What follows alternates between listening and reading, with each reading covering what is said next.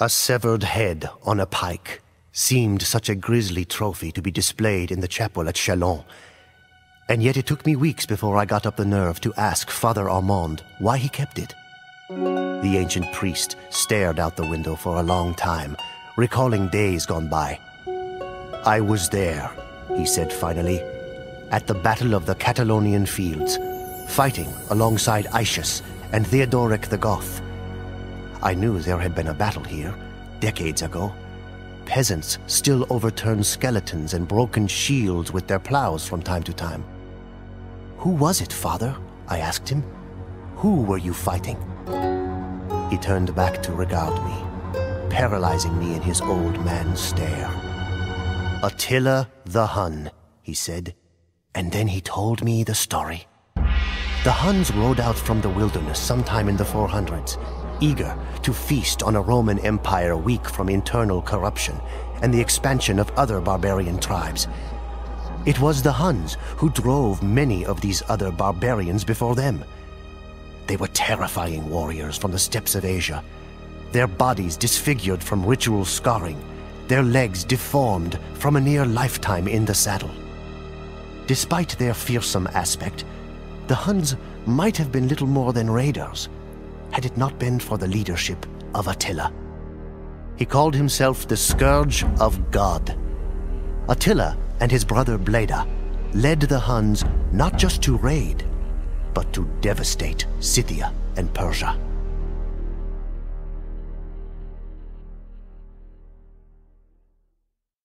I asked Father Armand more about this legendary Attila the Hun, whom the stories always treat as more of a monster than a man. "He was a man," the priest said, "but he did not look like the Romans, nor did he worship the Roman god. That was the cause of all that was to follow." Father Armand shivered, as if from the cold breeze that blew in from the chapel's open windows. Kingship among the barbarians was not by divine right or lineage, but by who had the strongest will. Attila was the strongest of the Huns, and he reinforced his position by brandishing a rusty old blade and proclaiming it to be the sword of Mars, the old Roman god of war. Attila had a custom of fiercely rolling his eyes, as if he wished to enjoy the terror which he inspired. He had a power over other men, so that many chose to join him. Many foreigners joined his council, Scythians and Burgundians and Goths. Most notable among these was the son of a prominent Roman family, sent as a hostage to ensure peace between Romans and Huns. The name of this boy was Flavius Aetius, a name not soon to be forgotten.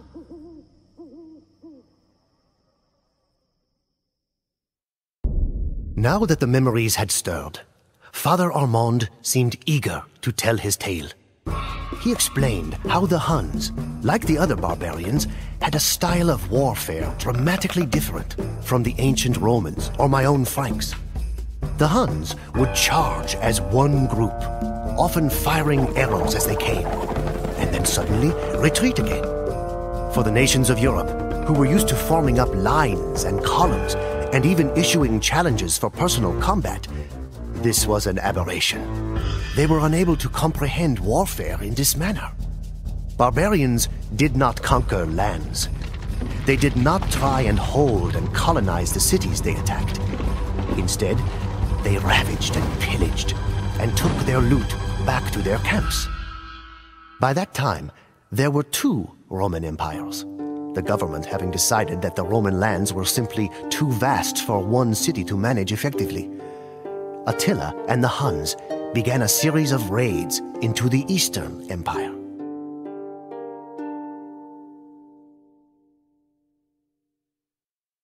The Roman city of Nisus was erased from the earth. The Huns so devastated the place that when the Roman ambassadors passed through to meet with Attila, they had to camp outside the city on the river. The riverbanks were covered with human bones, and the stench of death was so great that no one could enter the city. Many cities of Europe would soon suffer the same fate. The ambassadors that the Romans sent to Attila concealed an assassination attempt. Somehow, Attila knew of the attempt on his life and sent the terrified assassin back to his emperor with the gold he had been paid to do the deed in a sack tied to his neck. Following such a demonstration, the Huns had no difficulty convincing the Eastern Roman Empire to start paying them a tribute, protection money, to stave off the inevitable Hun invasion. By this time, the Romans had considerable experience dealing with barbarians. They could civilize the raiders to some extent by offering them otherwise useless land on the Roman borders as a token tribute. Before Attila, this tactic seemed to be working on the Huns, who settled on the Danube River Valley. All that changed when Attila seized command. He was much more aggressive and unpredictable than the previous Hunnic kings. He demanded that the tributes from Rome be increased, and when the Romans refused, Attila marched on the Eastern Roman Empire. He marched on the great city of Constantinople, whose double walls had never fallen. Attila was done with raiding. Now the Huns advanced slowly, eradicating everything in their path. The Romans would reinstate the tribute, or they would be destroyed. Who was this man, I asked, to threaten the Roman emperor?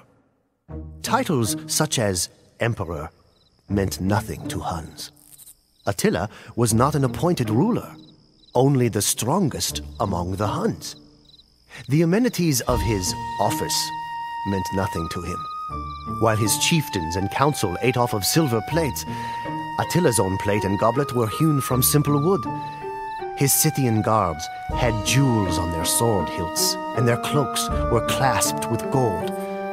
But Attila showed no such affectations. He was interested only in conquest. Some said that he was trying to build a legacy to rival that of Alexander the Great. All of the barbarians wanted to possess Rome, as if it would buy them instant legitimacy as a world-spanning empire. Unlike most of the other barbarians, however, Attila was actually going to get his chance.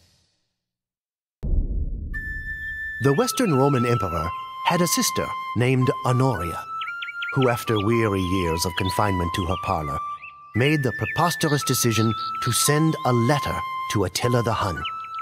She asked him to marry her. One suspects Honoria did not know what she was getting into. Attila was plentifully supplied with wives, but he immediately saw the advantage that such a union could put him in. Suddenly, his plans changed. He would not invade the Eastern Roman Empire at Constantinople, but the Western Empire at Rome. Indeed, he claimed half of the Western Empire as his dowry. Attila sent the Huns to march across the Rhine River and made alliances with the other barbarian chieftains. Some, namely the Burgundians and Ostrogoths, joined the Hun Confederation, while others, such as the Visigoths, sought to seek Roman favor by opposing the Huns. When Attila entered Gaul, what we now call France, he could claim that he merely sought by force what was his by right of betrothal to Honoria. The old priest hung his head as he related what happened next, and I could tell the weight of the memories caused him great sorrow. Attila would stop at nothing until he reached his fiancée Honoria and his goal of ruling the Roman Empire. The ravaging of Gaul was unprecedented. People were tortured, their bodies torn asunder by wild horses, or their bones crushed under the weight of rolling wagons. Their unburied limbs were abandoned on the public roads as prey to dogs. Heads on stakes stretched from Gaul clear back to the Danube River, from whence the Huns had come. They lay siege to Orléans, for Attila had learned much of siegecraft since he had faced the walls of Constantinople. But as the Huns set to their fell task, a great cloud of dust appeared on the horizon. Aetius and the Roman army had come. And now, said Father Ramond, is where I entered the story. The battle between Hun and Roman was fought at the end of June 451. The Romans were commanded by Aetius, a brilliant and celebrated general who had been held hostage by Attila when he was a boy. Aetius knew Attila and knew the Hunnic ways. Since he had returned to the Western Empire, Aetius had done more than any man to keep Rome alive throughout the period of barbarian invasions. His army was not large enough to face Attila alone, so Aetius convinced tribes of the Alans and Visigoths to ally with him. Even though these dubious allies had a common hatred of the Huns, it was still a remarkable achievement on Aetius' part to have drawn them into an effective military relationship. The Huns were eager for battle. Attila's shamans looked at the entrails of cattle and the color of sheep bones and prophesied that the Huns would meet defeat on the Catalonian fields. However, they also foresaw that the commander of the opposing force would be killed. Attila must have thought this a fair trade, because he brought battle to Aetius and the Goths. Before blood was drawn, Attila stood before his assembled troops, clutching the sword of Mars in his fist. He told them, "It is a right of nature to glut the soul with vengeance. I shall hurl the first spear at the foe. If any man can stand at rest while Attila fights, he is a dead man." It was a catastrophic battle. One of the largest and greatest the world has ever seen. The stream was turned to a torrent by the rushing of blood. I pity those that were forced to slake their thirst from it. Cadavera vero innumera, the Romans said afterwards. Truly countless bodies. Perhaps 300,000 men were left dead on the Catalonian fields. It is said the ghosts of those killed continued to fight for several days. I passed within inches of the fell Hun king as he stalked the battlefield, trying to determine which of his chieftains and allies yet lived, when he found me huddled beneath my shield. I made my peace with God, but Attila did not seek my decapitation. He saw that I was a holy man and ordered me to join his retinue of foreign advisors. "That is how you know so much of the Huns," I offered. The priest nodded. Despite the carnage, the outcome of the legendary battle was unclear. Attila had lost much of his cavalry, but the Romans' entire army was destroyed. For a time, no one knew if the Hun king would continue to pursue the hand of Honoria. "But what of the prophecy?" I asked. "Did Aetius die on the battlefield?" "Nay, it was Theodoric the Goth, not Aetius, who died and fulfilled the prophecy. Aetius knew that if he utterly destroyed the Huns, then the Visigoths would have no need for a Roman alliance, and Rome would face yet another barbarian threat. And so, Aetius retired from military life, hoping that the outcome of the Catalonian fields would leave the Huns and Goths in a stalemate, hoping that he had done enough to save his empire. He had not.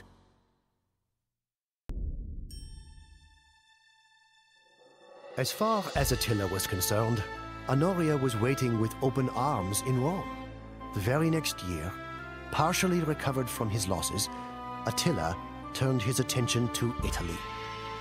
The Huns crossed over the Alps and moved down the Italian peninsula, launching another great invasion that terrorized the inhabitants of the Western Roman Empire. He meant to take Rome and crown himself emperor. This was not the Rome of Caesar, mind you, but a withering Rome, beaten from earthquakes and barbarian wars. And this time, there was no General Aetius to hold off the Hun savagery. The city of Aquileia, at the tip of the Adriatic, was wiped off the face of the earth. The fugitives from that pitiful city took refuge among the islands, marshes, and lagoons at the head of the Adriatic Sea, and there founded a state that afterward grew into the Republic of Venice. But what of the Pope? I asked. No one knows what St. Leo said to the Hunnic king, but that very day, Attila turned his army around and started back for the Hun lands on the Danube. Attila the Hun died shortly thereafter. Since he had failed to claim Rome, he could not have Honoria, and instead brought another wife into his harem. On his wedding night, Attila suffered a nosebleed and choked to death. For a man who had boasted that, "Where my horse has trodden, no grass grows," it was a curiously anticlimactic death. The Hunnic warriors cut their hair and gashed their faces so that the king should be lamented, not by tears of maidens, but by the blood of warriors. Attila's bloody reign of conquest lasted only 8 long years. Father Armand was silent for a long time. He glanced over at the head on a stake. "A Hunnic trophy," he said. "I think the man was a Visigoth. He died at the Battle of the Catalonian Fields. I keep it here, so that I may see it every day and remember." "Remember what, Father?" I asked him. "The scent of a burning village, the sound of butchery, the way peasants would flee before the Hun riders, the way we would ride them down, the way it felt to conquer alongside Attila and the Huns." He leaned so close, I could feel his breath. "Sometimes I miss it." Enough! You have troubled me for 3 blocks now, stranger. If you agree to cease this dogged pursuit and leave me to my lamentations, then I will answer your relentless questions. I will tell you why a dead man rides through the streets of Valencia. You see that castle on the hill? That is the home of Rodrigo Diaz, whom Moor and Christian alike call El Cid. It is from the Arabic Sayyid, which means Lord. He is the greatest man who ever lived. The Cid was a knight and loyal vassal of one of the old kings of Spain. When the old king died, his kingdom was partitioned between his surviving sons, Sancho and Alfonso. King Sancho ruled Castile, a windswept barren land named for its many border castles. The Cid continued to serve Castile and its new king, as was his duty. The sly King Alfonso ruled Leon, but openly plotted to become king of all of Christian Spain. There was soon open warfare between Castile and Leon. The struggle climaxed at the Battle of Golpejera, where the Cid attempted to capture the wicked Alfonso.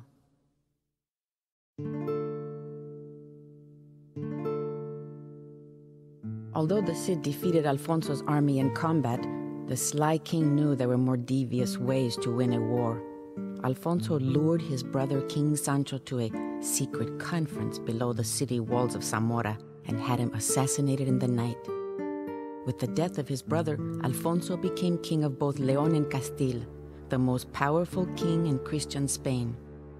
The Cid could not trust King Alfonso, yet he was sworn to serve his king, and that man was now Alfonso. The Cid forced King Alfonso to swear an oath upon sacred relics that he had nothing to do with Sancho's death. Before his army and his court, a nervous Alfonso did make his declaration. In so doing, the Cid helped to cement Alfonso's claim as king in the hearts of the people, for they so trusted the Cid. King Alfonso did not recognize that the Cid had done him a service. Instead, Alfonso held a grudge against the man who was the greatest of his knights for ever doubting him. Alfonso also was jealous and suspicious of the Cid's popularity with the soldiers and the common man. He sent the Cid into dangerous battle again and again, but always the Cid emerged victorious.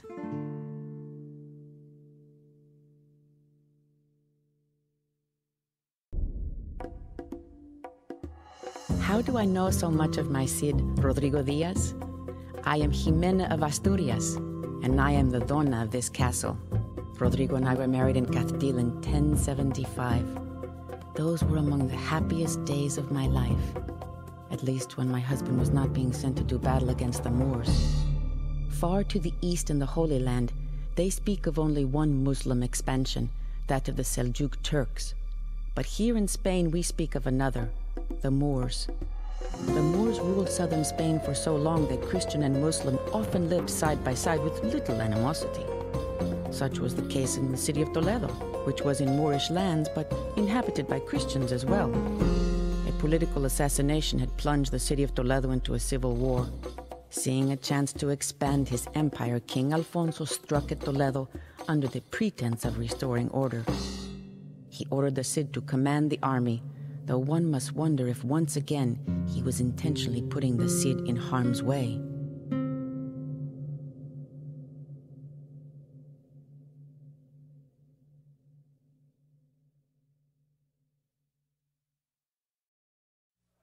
Once again the Cid emerged victorious and delivered the city to King Alfonso.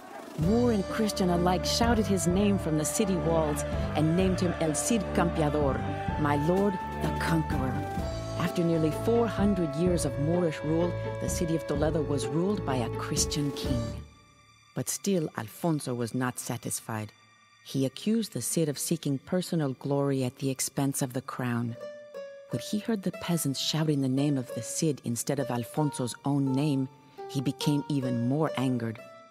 I knew then that our contented lives in Castile were about to end.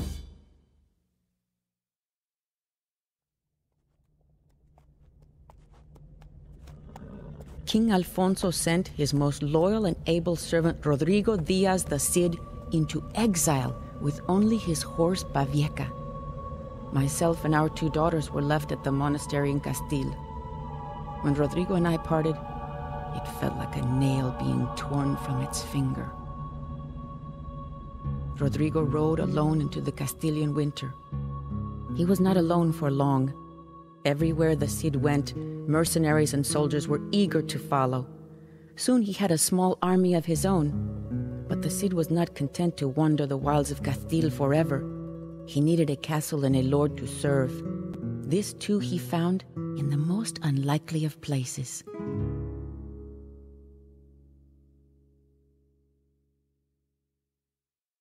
Motamid, Lord of Zaragoza, was a gifted leader of men, but like many of the Moors, he was also a poet and artist.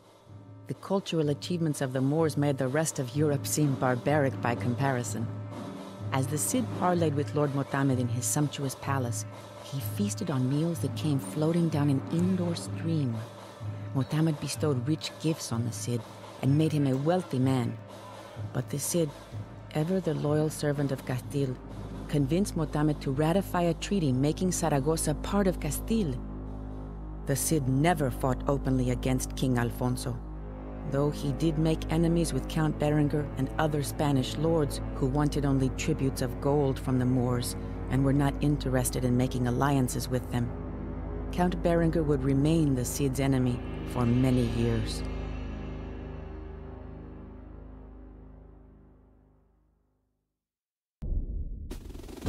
King Alfonso watched with alarm as the combined Christian-Moorish forces of the Cid gained power and prestige.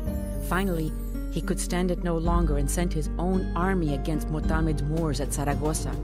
As much as he would have liked to come to the assistance of his friend Motamid, the Cid could not draw steel against King Alfonso, as he was still the Cid's rightful lord. Since the Cid could not assist him, Motamid was forced to seek help elsewhere. When he contacted the Berbers who lived beyond the sea in Gibraltar, however, he received more than he bargained for. These veiled religious zealots waged a continuous jihad across the barren dunes of the Sahara. Their leader, the fanatical Yusuf, who never showed his face, immediately prepared to cross the ocean into Spain with thousands of men and camels. King Alfonso's army was certain to crumble beneath this new wave of invaders. Alfonso needed only have mentioned that Spain was in jeopardy, and the Cid would have come. And when the Cid did finally come to his king's aid, the Berbers were crushed, and their leader Yusuf was forced to flee back to Africa.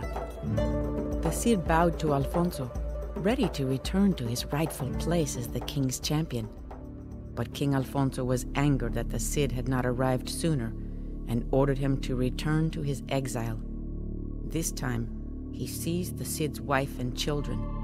Many long years did I rot in the dungeons of Castile.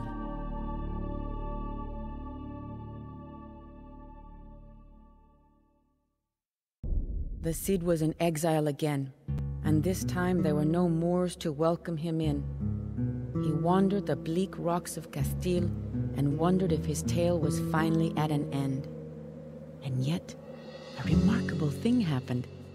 Many mercenaries and knights knew of the tales of the Cid and were eager to follow him, even without a castle. As the Cid wandered further south, more men, Christian and Muslim, joined his army. Eventually, the Cid had a large enough force to carve out a fiefdom of his own. King Alfonso had set his sights on beautiful Valencia, the jewel of the Moorish coast, but the Cid was closer and could get there sooner. If he conquered Valencia, the Cid would have protection not only from the machinations of Alfonso, but also a bulwark against the inevitable second invasion of Yusuf and the Berbers. Events would have unfolded simply then, had not our old enemy, Count Berengar of Barcelona, picked that moment to strike back at the Cid. How abundant the orange groves and olive trees seemed to the conquerors who had come from bleak Castile.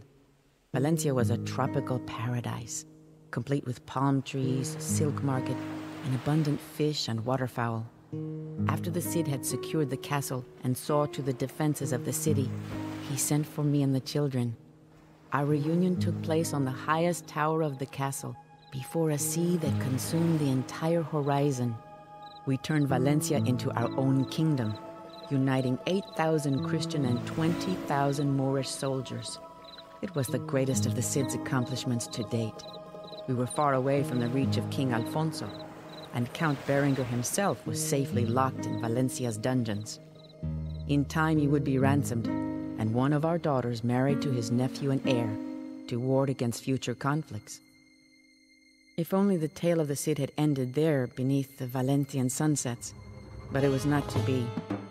Valencia lay right in the path of the advancing horde of frenzied Yusuf and his Berber hordes.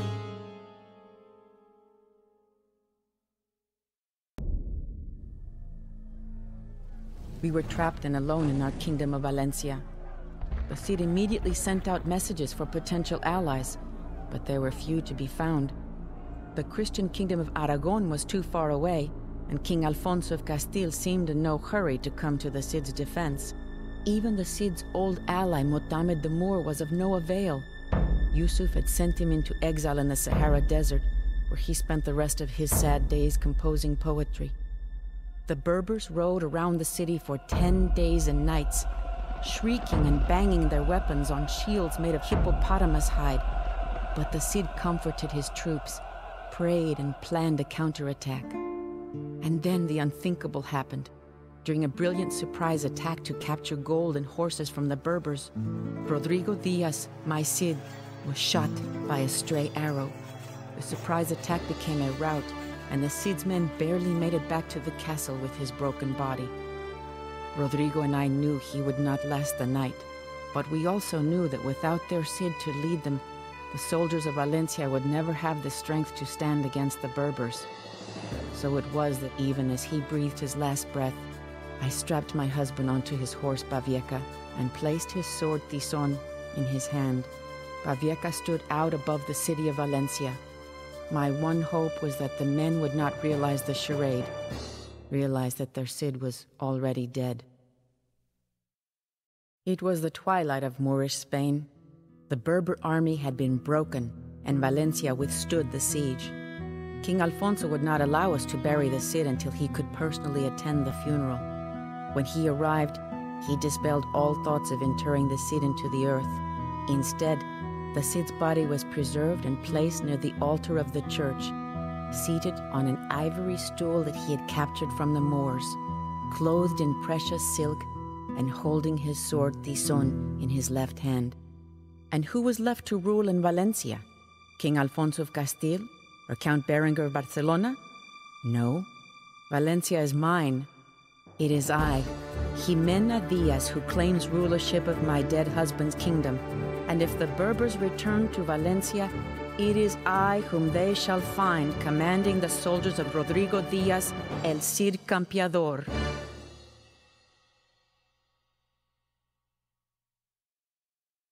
Passed down to you by Cuauhtémoc, eagle warrior of Tenochtitlan. An omen appeared above the forest, the shape of an ear of corn, but blazing like daybreak. It seemed to bleed fire, drop by drop, like a wound in the sky. I am a warrior, not a priest, and knew not what to make of such a sign. I consulted with the seers and magicians to see if another great war was coming, but they answered only in riddles. The gods want more sacrifice, was their answer. That was always their answer. Much of our empire of rainforests and volcanoes has been conquered in the name of sacrifice.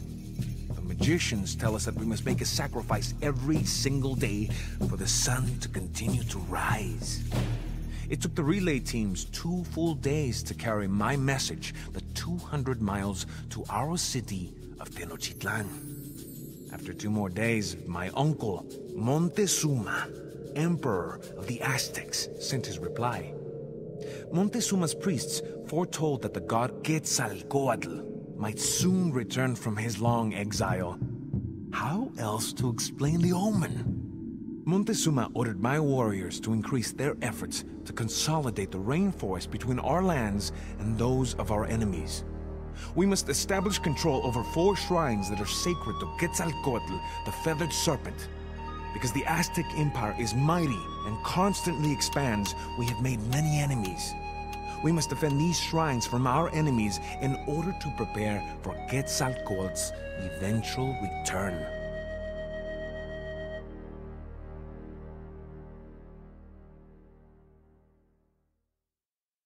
When my warriors had captured the shrines and defeated the Xochomilco and Tlatelolco, we made the long journey back to Tenochtitlan, laden with gifts for Emperor Montezuma, jade, feathers, and of course, prisoners.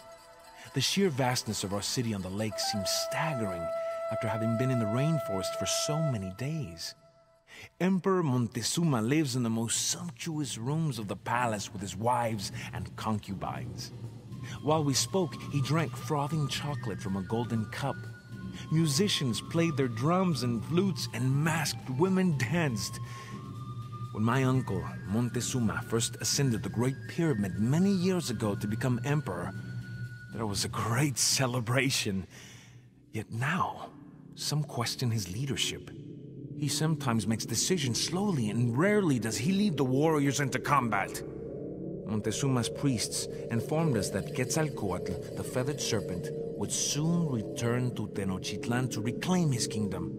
Since I helped prepare for his coming, I was given a new obsidian macana and promoted to the rank of Jaguar warrior.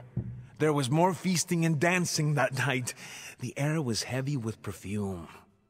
But I noticed as I walked down the steps of the Emperor's palace that the omen still hung heavily over the lake, spraying sparks over the midnight sky. So says Cuauhtémoc, Jaguar warrior of Tenochtitlan. Passed down to you by Cuauhtémoc, Jaguar warrior of Tenochtitlan. The gods were still uneasy, for that same year, another omen appeared. The temple of the demon Huitzilopochtli burst suddenly into flame, although it was made of stone. When the people hurried to pour water on the fire, it burned with even greater violence. I asked our emperor, Montezuma, what we needed to do to appease the gods. His haughty priests made the predictable reply. The Aztec Empire needed more prisoners. The sun god and the rain god and even the feathered serpent Quetzalcoatl were angry deities that required sacrifice. Our city-state of Tenochtitlan is allied with 2 others, together composing the Triple Alliance. Montezuma intended for the Triple Alliance to attack our longtime enemies, the Tlaxcala. I sent the traditional shield, arrows, and cloaks to the Tlaxcala, declaring to them that they would soon be attacked. Then we marched out into the forests, our jaguar and eagle banners ready to clash with the heron banners of the Tlaxcala. Birds in the rainforest canopy took to the sky, eager to be away from the violence that was to come. The first messengers to arrive in Tenochtitlan told of mountains or towers that floated on the sea. Each story told to Montezuma was more fantastic than the last. They could fire stone balls, shooting sparks, and raining fire that could crack open weapons. Huge deer with no antlers carried these gods on their backs. Their swords were iron, their bows were iron, their shields were iron, their clothes were iron. Surely, this was the return of Quetzalcoatl. Montezuma heard these reports with growing alarm as he shifted nervously on the Iquipali, his legless throne. He ordered expensive gifts to be sent to the new arrivals in the hopes that Quetzalcoatl would spare Montezuma when the feathered serpent came to Tenochtitlan. "He has come back," Montezuma whispered to me. "He seeks his place on the throne, for that is what he promised when he departed." I held my weapons tightly but said nothing. How could I challenge the word of our emperor? So says Cuauhtémoc, jaguar warrior of Tenochtitlan. Passed down to you by Cuauhtémoc, jaguar warrior of Tenochtitlan. Another omen. The lake around the great city of Tenochtitlan rose and boiled. It foamed until it washed against the houses of the city, sweeping many of them into the lake. I accompanied our dignitaries to meet with the new arrivals. We journeyed towards the coast, through the lands of our enemies, the Tlaxcala. When we emerged from the forest, the strangers welcomed us, although they kept their weapons nearby. I told them that we were Aztecs, representatives of the great Montezuma. Their leader said that his people were Spanish, and he named himself Cortés, although he seemed pleased when we referred to him as Quetzalcoatl. Although their armor and animals seemed otherworldly, they did not seem like gods to me. We presented Cortés gifts of finest cotton and plumes of bird feathers, but he seemed more interested in the gold ornaments. He asked again and again if there was more gold to be found in Tenochtitlan. By now, Cortés had advanced all the way to the lands of the Tlaxcala. There was initial warfare made between Tlaxcala and the Spanish. However, when Cortés heard stories about the size of Tenochtitlan and the numbers of our brave Aztec warriors, he suggested that the Spanish and Tlaxcala join forces and attack the Aztecs.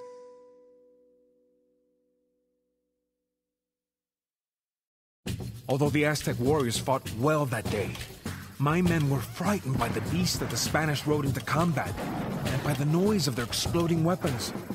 Although we had survived the attack, I thought it best to withdraw towards Tenochtitlan and share with Emperor Montezuma all that we had learned.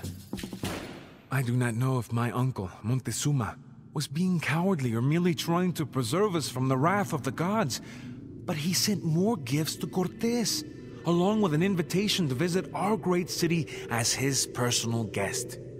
I was there when Montezuma met Cortés on one of the causeways leading into our great city.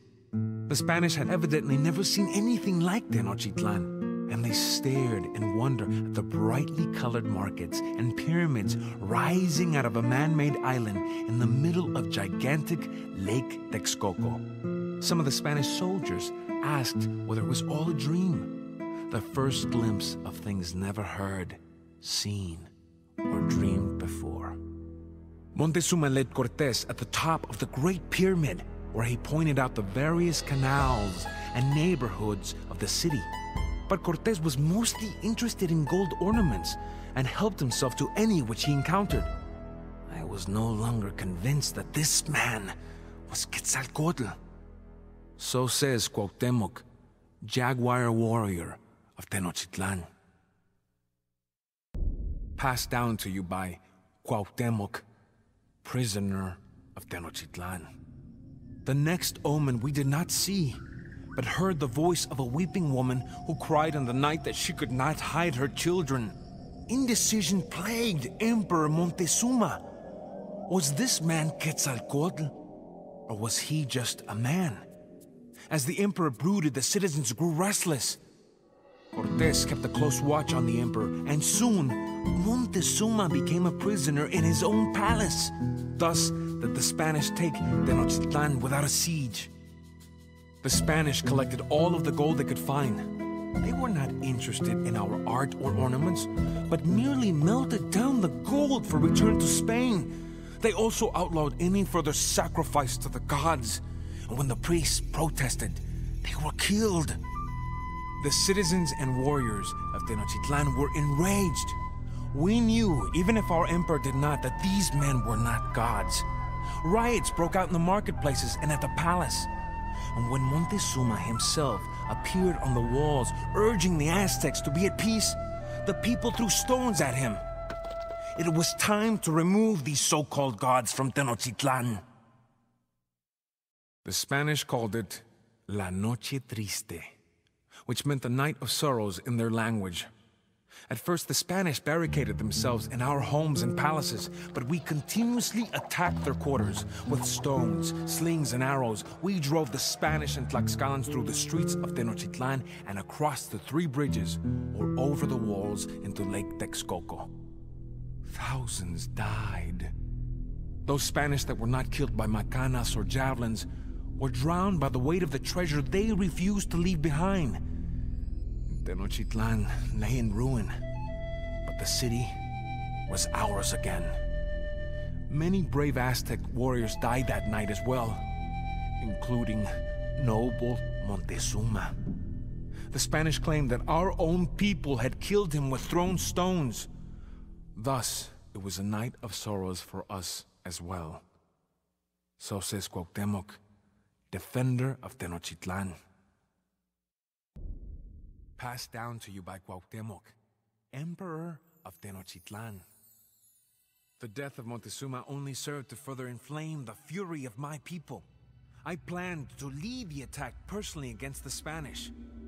That is as it should be, Cuauhtémoc, the priests told me. For you are now our emperor. I took my place on the Iquipali throne, and the headdress of the emperor was placed upon my head. A crown is never a comfortable thing to wear. Cortés had still not made it far from Tenochtitlan, for the Spanish were weighted down with our stolen gold. As they fled around the shores of the lake, my warriors pursued them from canoes. I sent additional warriors by land, for it was obvious now that Cortés was attempting to flee back to the safety of his allies in Tlaxcala. We caught up with the Spanish on the north side of Lake Texcoco. I hoped that the surviving Spanish on the edge of the lake could see as their captured comrades were dragged up the steps of the Great Pyramid. Perhaps they would then understand why we feared the wrath of the feathered serpent Quetzalcoatl. Perhaps they would know fear as well. With the fighting subsided, there was much work to be done. Our city has suffered much from the Spanish occupation and the fighting in the streets. The priests set out repairing the temples, for the Spanish had cast down the idols that we had placed there. We began a celebration to give thanks to the gods when a great plague struck Tenochtitlan. Many of our people became helpless and could only lie on their beds. Many others died. We did not know if the gods were still unhappy with us, or if this was some weapon unleashed by the Spanish. Regardless, if Cortés returned, he would find a much weakened city. I could not let that happen. So says Cuauhtémoc, Emperor of Tenochtitlan. Passed down to you by Cuauhtémoc, Emperor of Tenochtitlan. The Spanish will return soon. I had hoped that Cortés would continue fleeing back from whence he came, but he stopped to regroup at Tlaxcala. I imagined that he could not stand the thought of returning to Spain while we still had treasuries of gold hidden from him. Still dreaming of gold and glory, the Spanish pledged themselves to another assault on Tenochtitlan. In Tlaxcala, Cortés constructed many war boats on dry land. Then he had the craft broken down and carried through the rainforest, only to be rebuilt on Lake Texcoco. He He knows that my Aztec warriors can defend the bridges leading into Tenochtitlan, but we are vulnerable from the water. I called the warriors to one final battle. The priests attempted to encourage the troops by calling upon the Aztecs to defend their ancient gods and their glorious city. They sent up smoke signals to declare that the Aztecs were ready for war as I climbed the steps of the Great Temple and sounded the shell trumpet. Tenochtitlan would be under siege soon, and the brave Aztecs would die before we would see her captured.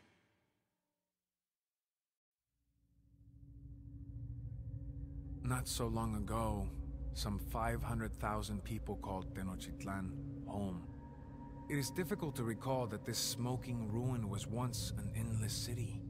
Yet, we will rebuild. We created this island upon which our city and temple stand, and we can do it once more. The Aztec Empire has endured its greatest challenge, yet more Spanish may come in the future. I am not certain there is a place for us in this new world. I could ask the gods for a hint of the future, but no doubt that would lead to more sacrifice. I think there has been enough death for now. My people composed a poem to commemorate this great war that we have survived, and yet perhaps still not won. Broken spears lie in the roads. We have torn our hair in our grief. The houses are roofless now, and their walls are red with blood. So says Cuauhtémoc, Emperor of Tenochtitlan. It is impossible to imagine the world ending on such a fine fall day. Yet the storm of Muslim horses continues to rage throughout Europe, leaving conquered cities and shattered armies stunned in its wake. The lightning-quick strikes of the Muslim horses break the city of Bordeaux, and then Poitiers, leaving precious little of the Frankish kingdom to defend. Yet Charles Martel gathers the disheartened Frankish army for one last stand at the city of Tours. Muslim horses, bred for speed and beauty, began to splash across the Vienne River. Martel's knights and swordsmen, trudging under the weight of iron mail, struggled to interpose themselves between the Muslims and the city of Tours. Carrion birds circle in the air, anticipating the savagery to come. The rest of Europe watches anxiously, for this is the climax of the Muslim invasion and the last stand of Christian Europe. The soul of the Frankish army was its knights, but Charles Martel knew that his cavalry, undisciplined, buried under weight of weapons and armor, could not match the swiftness of the Muslim riders. Therefore, he ordered the knights to dismount and join ranks with the Frankish swordsmen to form a tight shield wall. The Muslims had always conquered with swift offensiveness and were not equipped to counter the Franks' defensive strategy. The arrows of the Muslim archers bounced harmlessly off the heavy Frankish armor, and the light Muslim cavalry could not breach the human chain. Battered and bleeding, the Muslims broke ranks and fled back to the Pyrenees and the protection of Spain. From Charles Martel's Frankish kingdom eventually grew the Holy Roman Empire, making him the founding father of both Germany and France. In the gloom, the longhouse feels empty, but it is filled with the odors of rust and tar and animal fur and the snoring of dogs. It is the man named Eric who speaks, smacking scarred fingers together for emphasis, the steam of his breath tangling with the wood smoke. He fills the men's heads with legends of exploration and raiding, of a sea that eats longboats and an undiscovered country ripe for Viking occupation. He tells the Vikings that they can leave their frigid homeland and sail across the endless sea of worms to a new world brimming with wild grain and grapes and tall trees. To the Vikings, he speaks of paradise, and of course the grizzled Norsemen are always eager for adventure.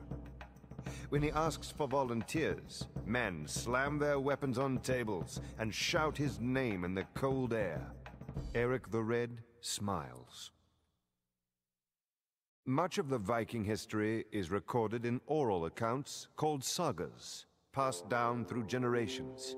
The most famous sagas are reserved for the adventures of Eric the Red and his men who crossed the mighty sea in tiny ships to forge a new Viking sovereignty. Vinland, as the New World was called, was not kind to the Vikings. Though they lacked the iron weapons of the Norsemen, the native Skraelings were fierce warriors and fought relentlessly to defend their homeland against the Norse invaders. The vastness of the North Atlantic cut off the Vikings in Newfoundland from their homeland, and they suffered many long years in trying to establish their new colony.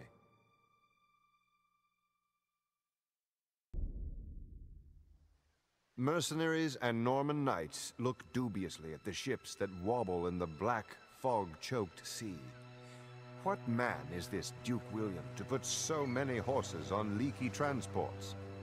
William ignores their questioning glances and stares across the channel in the direction of England. Edward the Confessor is dead, and now 3 men claim rulership of England. Harold the Saxon sits on the English throne, and even now hastens to fortify his shores against 2 invasions. Harald Hardrada, King of Denmark and Norway, sends Vikings from the north, as William invades from the south. The outcome of this 3-way conflict is as murky as the fog that shrouds the English Channel. Harold the Saxon's Huscarls are professional soldiers, not mercenaries. William's only chance of defeating them is to use heavy cavalry, but to do so, he must first get all of these horses onto these unreliable boats.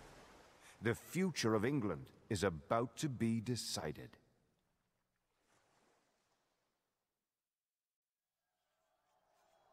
Harold the Saxon's Huscarls looked certain to defend the crown for him as they fought the Vikings to a bloody stalemate at Stamford Bridge. Despite his losses, Harold marched his exhausted troops south to meet William the Conqueror near Hastings. William's archers and pikemen were no match for Harold the Saxon's veteran Huscarls. Harold even broke the charge of William's knights.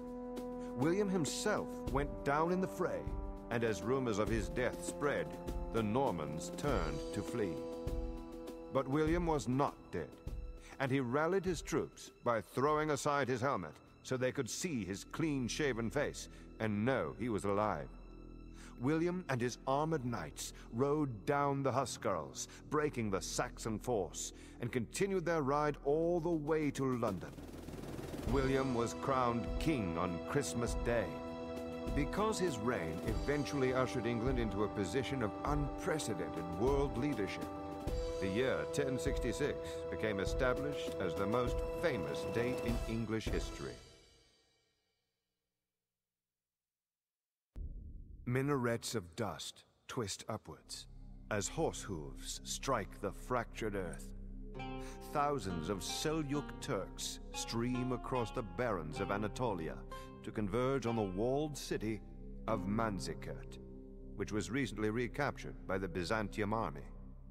The Byzantines are the heirs of Rome, and their armored cataphracts and legions of disciplined swordsmen can smash aside the light-armored Turkish horse archers, provided they can catch them. But an unlikely turn of events has greatly improved the Turks' chances for victory.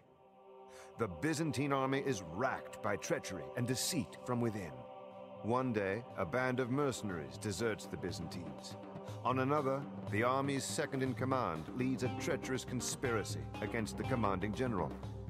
If the Turks can somehow turn the splintering factions against the Byzantine army, they may overcome a better equipped and better trained enemy.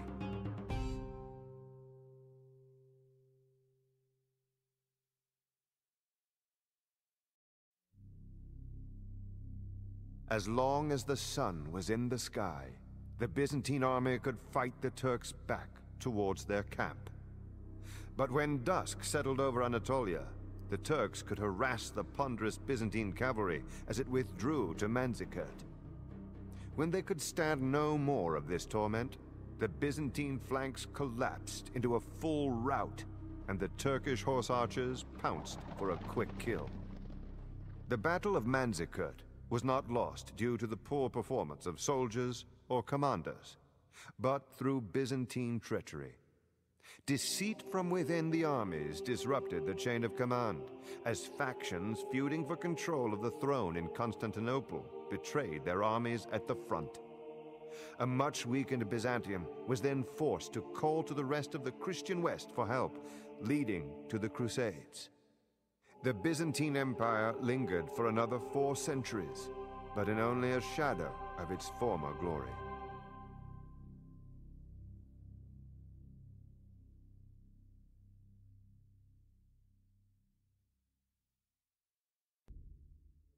The rains come again, until there is nothing left of road or wood or field. Nothing in the entire world but mud.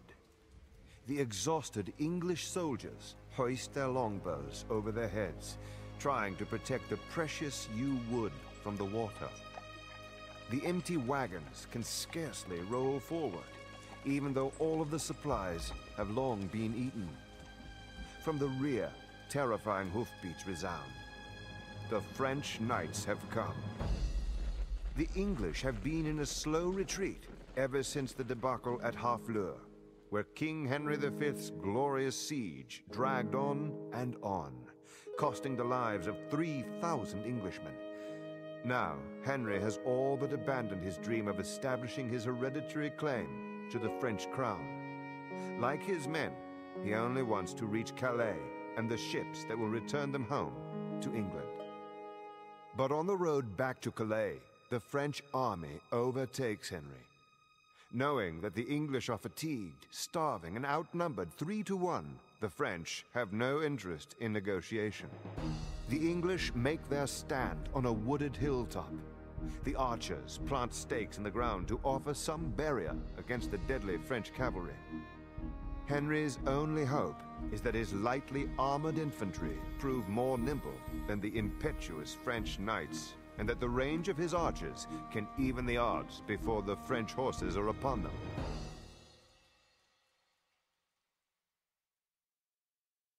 The Battle of Agincourt is remembered not because it was an inevitable triumph, but because it was an upset.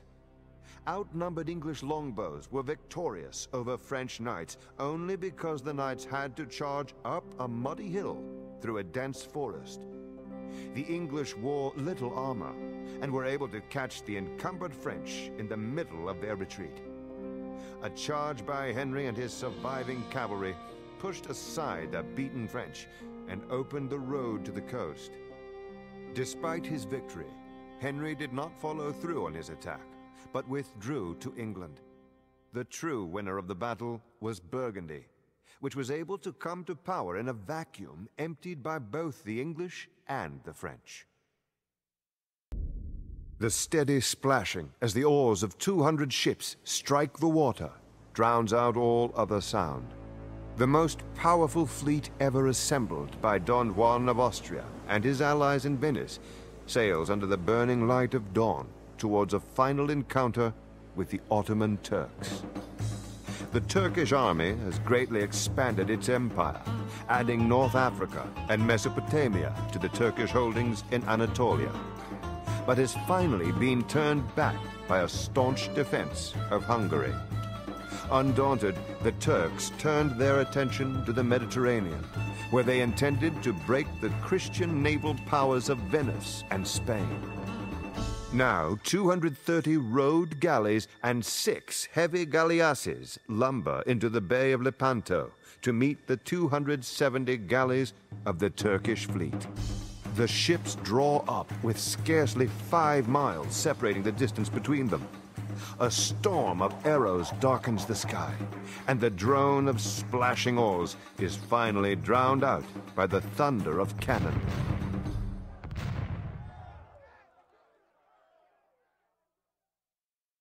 The heavy Venetian galleasses broke through the Turkish lines and trampled over the smaller ships of the Turks.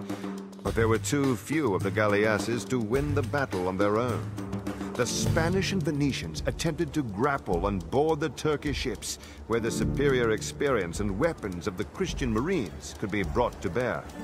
As the day wore on, the Turkish juggernaut began to run out of steam. Scores of Turkish galleys were dashed on the rocks, and others sank to the bottom of the bay. Less than 50 Turkish ships survived the battle. Lepanto was not the climax of the conflict between the Christians and the Turks on the Mediterranean, but it was a turning point.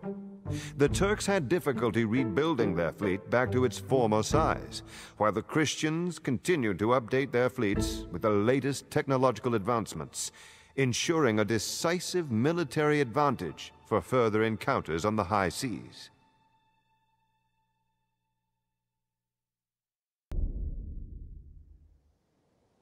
The ships slide through a mirror-flat ocean, stained red with spring seaweed. Columns of rock, improbably draped with pine trees, tower out of the mist. The men on the ships watch silently as the samurai prowl the deck above. They will make land near Kyoto, and their lord, Hideyoshi, will lead the siege of the city of 10,000 shrines. Within Kyoto, revolutionaries hold prisoner Lord Nobunaga, the man who would unify Japan. The islands of Japan remain a patchwork of bickering samurai warlords who still settle conflicts with ritualized duels. Nobunaga seeks to forge a single Japan, dragging the provincial samurai into the modern era. Like his master Nobunaga, Hideyoshi wins his battles by volleys of muskets, fully exploiting the firearms recently introduced by Portuguese sailors. Hideyoshi intends no bargaining. He will demand once for Nobunaga's release, and then storm the city.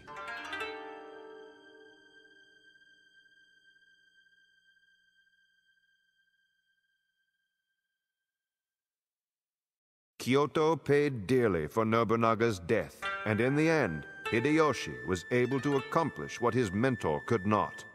By 1590, Japan was a unified country. Great though it was, this accomplishment did not satisfy Hideyoshi, who then set about on an ambitious plan to conquer China and Korea. Japan was not free of conflict, as civil wars continued to rise and fall for many years. However, the Ieyasu family, former allies of Hideyoshi, continued to rule Japan as shogun until the 19th century.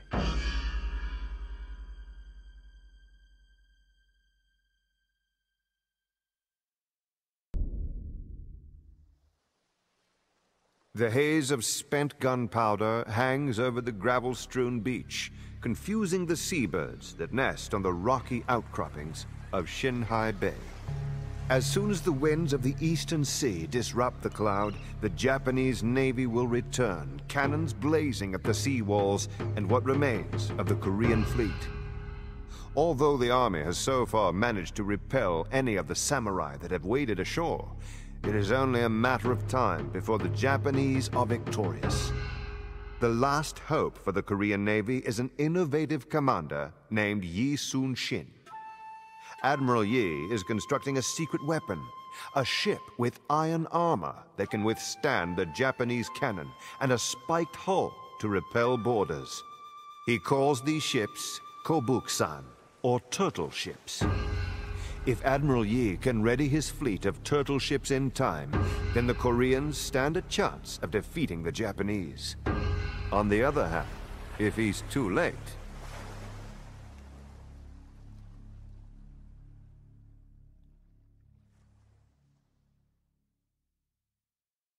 the Japanese were unable to establish a base on either China or Korea. Therefore, all supplies and reinforcements had to come from the Japanese islands themselves.